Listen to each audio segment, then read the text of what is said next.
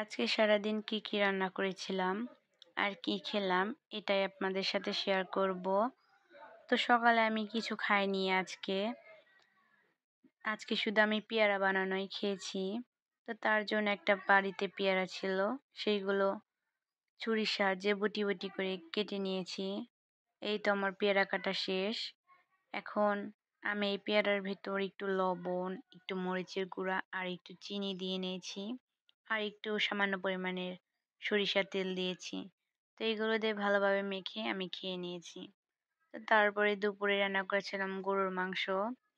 এটা রান্নার জন্য আমি ফার্স্টেই কিছু পেঁয়াজ ছিলে নিয়েছিলাম, সেগুলোই ছুরির সাহায্যে ভালোভাবে কুচি করে নিয়েছি। এই তো আমার পেঁয়াজ কাটা শেষ। এখন আমি একটা বাটির ভেতর ঢেলে দিলাম। তারপর এখানে 1.5 কেজি পরিমাণের গরুর মাংস ছিল, সেগুলো আমি ক্লিন করে নিয়েছি।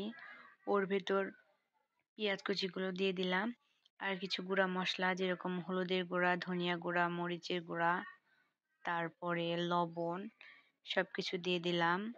গুঁড়া মশলা অ্যাড করা হয়ে গেলে আমি এখন বাটা মশলা দিয়ে দিব। তো আমি ফার্স্টে আদা বাটা দিয়ে দিয়েছি, তারপরে রসুন বাটা দিয়ে দিব।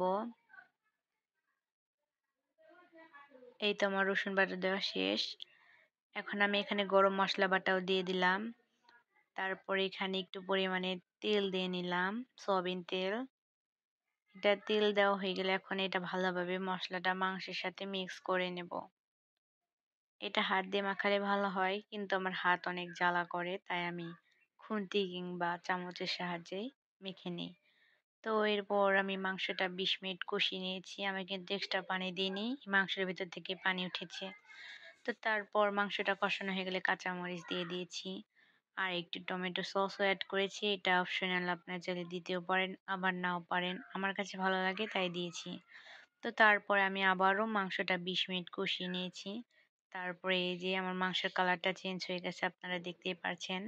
তো তারপর আমি গরম পানি করে রেখেছিলাম, সেটাই ঢেলে দিলাম। ঢেলে দেওয়ার পর ঢাকা দিয়ে আমি 20 মিনিট রান্না করে নিলাম আবারও। 20 মিনিট পর এই তো ঝোলটা গাঢ় করার জন্য আমি একটু চাউলের গুঁড়া গুলে দিয়েছি।